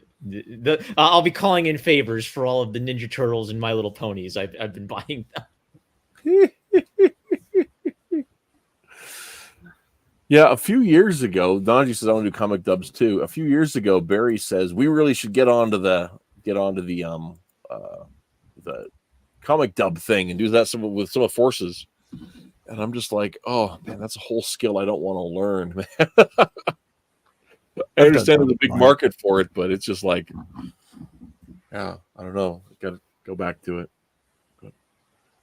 Like, for anyone interested, you can actually watch all of X Time is Chaos episode 1 dubbed, and also the first short for On Tour with Mitch and Sandy in shorts form.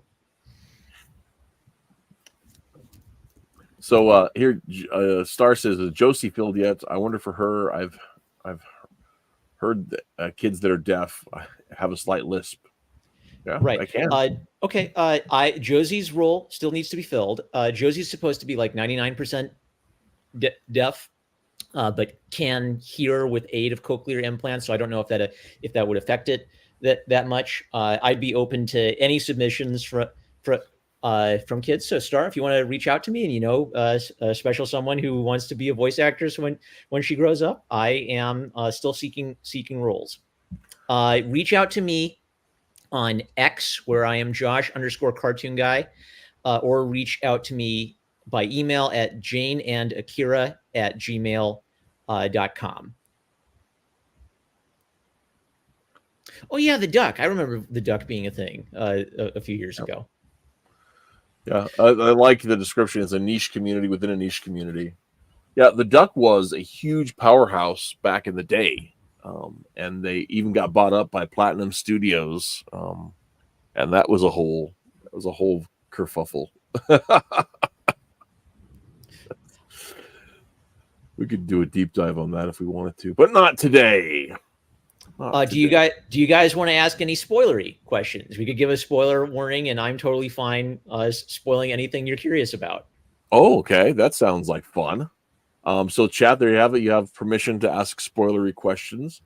Let me think if I can think of any.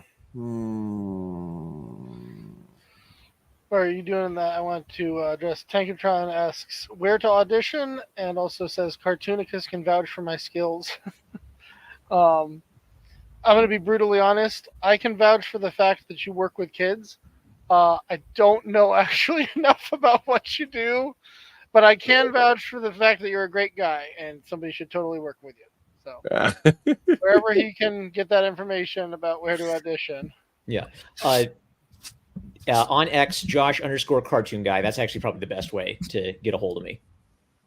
And I'll announce roles as they open up, because every time I write more, then there are going to be more roles to fill, essentially. Okay.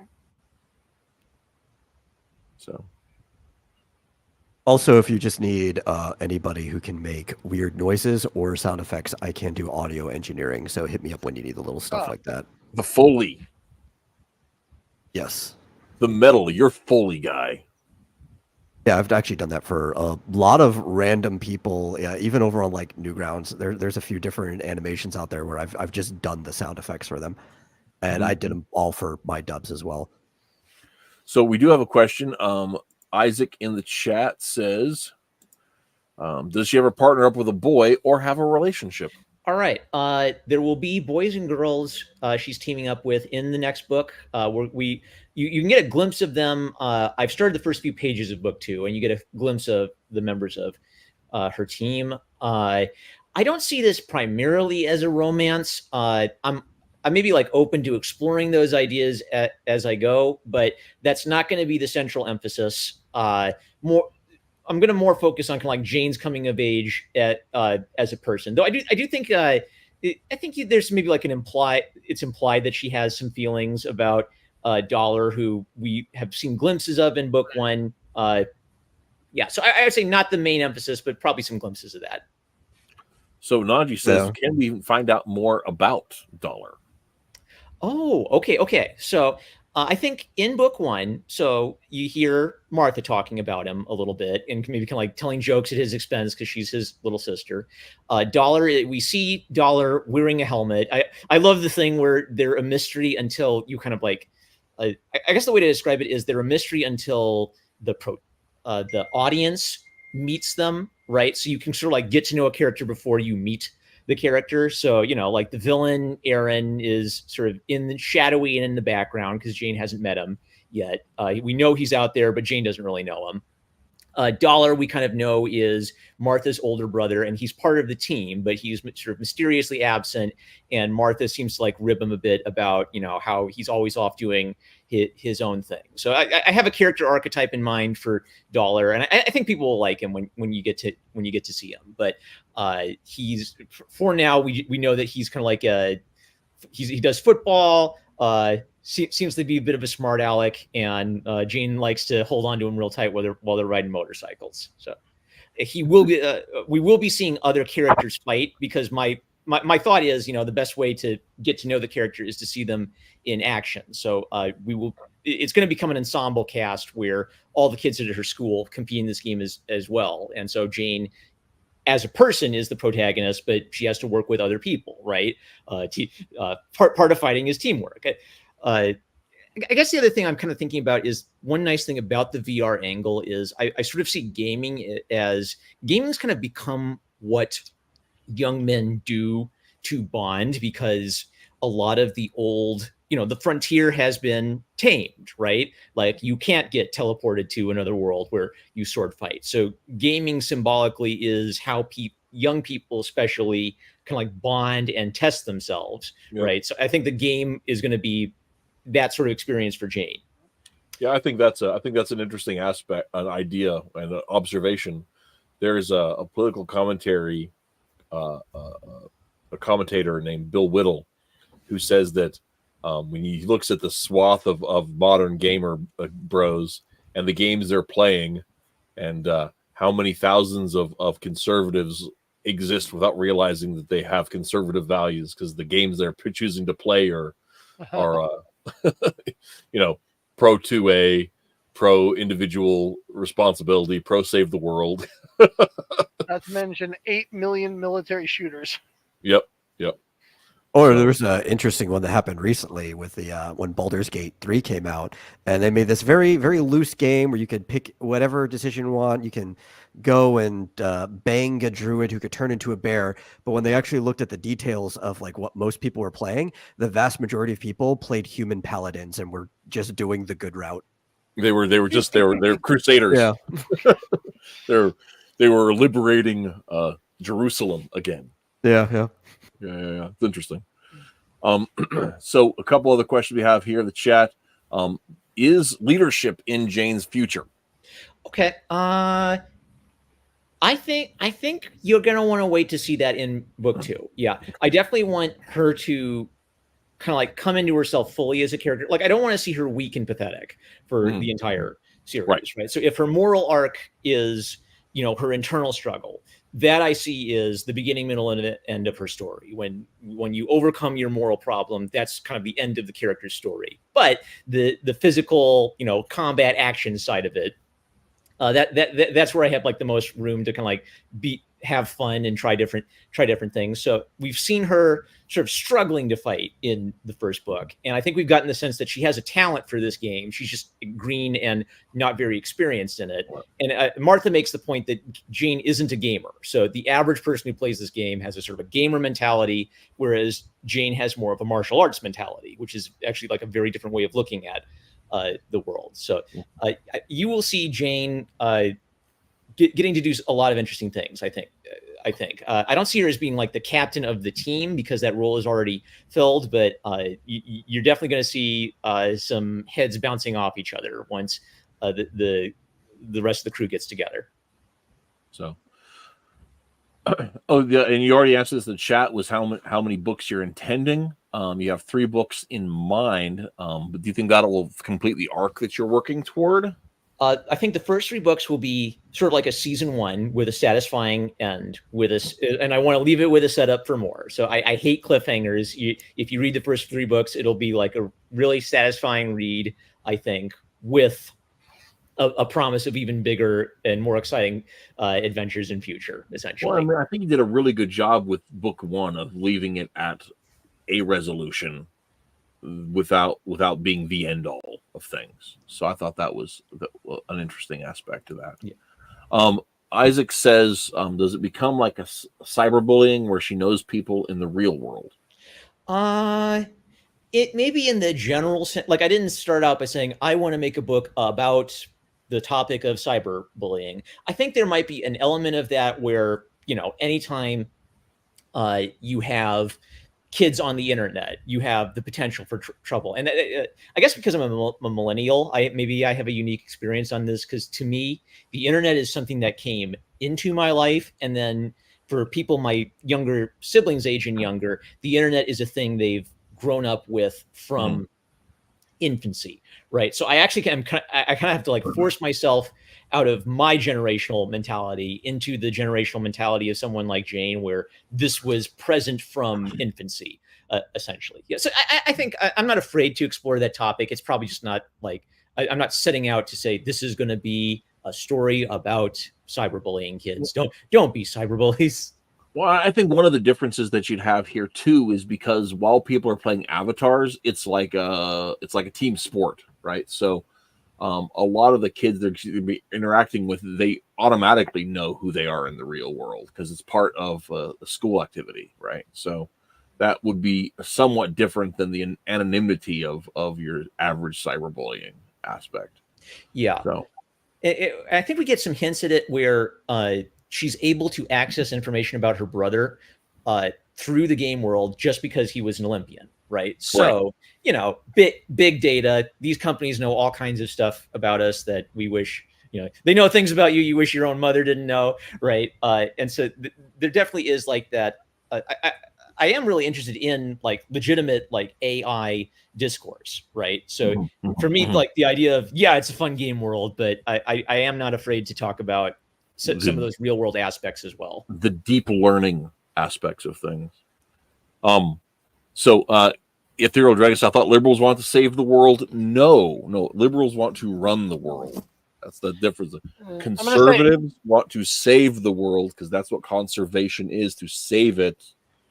Liberals want to progress the world, and that's to change it. So that is an ontological difference. Storyteller says, "How shady is the centipede?" Look at this guy. This is a face. I was thinking like that. That is a Yu-Gi-Oh villain if I ever saw one. Come on, do not fight trustworthy. the enemy stand user. The enemy stand user with the centipede. That's going to go bad for you. I think my design notes on him were like Joker plus Seto Kaiba plus who was my other? But it's Joker plus Seto Kaiba was my rough design idea for him. I understood half of that. So, but yeah, no, I looking forward to this. So you have book 1 is all up to be read on the webtoon. Yep. And you've been working on book 2. How far along are you on that process? I'm about 10 pages into book 2. I took on a second job this year, so I took a comic hiatus to kind of like concentrate on my career. Things are going really well at work now, so I'm kind of like getting mentally prepped to enter into workflow mode again, and then I'm going to start hammering away at book 2. If you like Martha in book 1, you're going to love book 2 because we actually sort of shift perspective and get know her a little bit better, and we will be meeting Akira the monkey in book 2. So if book 1 was about introducing you to Jane, book 2 is going to be introducing you to the rest of the cast of characters, and we're just going to have a ton of fun. I am writing for 10-year-old me. I want to write the comic that 10-year-old me would just be like on the edge of my seat at every moment of it. So Ethereal Dragon says I call being the dragon guy. That's hilarious. One more follow-up for Star, because she asked, is Martha's boss a creepy dude? He is a high school kid. He is a sophomore. We'll really get to know him well in book 2. The way I would describe him is he's the villain. He is the villain, but he's a part of Jane's team, so not an irredeemable villain. I'm interested in ideas of Christian redemption. So I can't help thinking that he's like a huge anime fan, and this is like he's the world's biggest poser here. He's a giant dork, right? He's a villain. I mean, he's also a giant dork. The Kaiba is also kind of just a giant dork. Like, he's smooth, he's cool from the outside, but like he's an orphan who was just like a brilliant genius and good at chess and then became obsessed with a card game. Like, when you break him down, he really is just a giant dork. Like, he blows all of his money just to get revenge on a guy who beat him in a children's card game. You know, as you're describing it, like I'm sort of realizing, man, I didn't just rip off the design notes. Like Yu-Gi-Oh has also occupied a permanent part of my So, Yeah. okay. Speaking of video game references, Gary/Blue in Pokemon originally is a giant ass, right? Oh, Which yeah, is part yeah, of the fun. Which is part of the fun of him is because he's so bloody memorable. Smell you Smell you later. later. Right. So I kind of like the idea of having someone who is very insufferable in his personality, but still somehow comes off as very charismatic anyway. Screw the rules. I have money. Isaac says, "I bet he's the pay-to-win kind of guy." Oh, okay. Well, I kind of Absolutely. envision it as pay to win and those sort of like inner gamer squabbles that is going to kind of come into the world a little bit. I would actually say the opposite. He really, really, really wants to be good at this game. So, the impression we get of him is that he's just sort of an insufferable boss and loves to, bark at the other members of the team. I kind of see that as, well, he wants a competitive, serious team. He doesn't just want to like faff about and treat this as an extracurricular activity. Right. That's amazing. Absolutely amazing. Seriously amazing. So, well, I think that's probably going to hit us for the night. We're just about at 2 hours on the show. Thank you so much for coming, Josh. Thank you for having me, Matt, and thank you, the Metal and Cartoonicus, for joining today. This has been absolutely great. I look super forward to the day when you are ready to go to press and can do a launch party at the High Plains Minicon. Yeah, you definitely earned it. Yeah, you earned a big signing. Because I might as well drop word to my very own comic convention. I'll have to here in actually Western make Nebraska. my way out there for that one. That would be great. That would be amazing to have that. So, but anyway, that's it for today. Next week, Twitless will be back. He has absolutely promised that he's going to make it. We are going to be talking about Wonder Woman 4, 5, and 6, which means also that Cartoonicus will not be here because he's told us we had him for one Wonder Woman show and that was it. Which I appreciate. I don't know if I can make it through another one. Well, I appreciate the effort, man. You can't get out from under Wonder Woman. Oh my god. She's not that fat.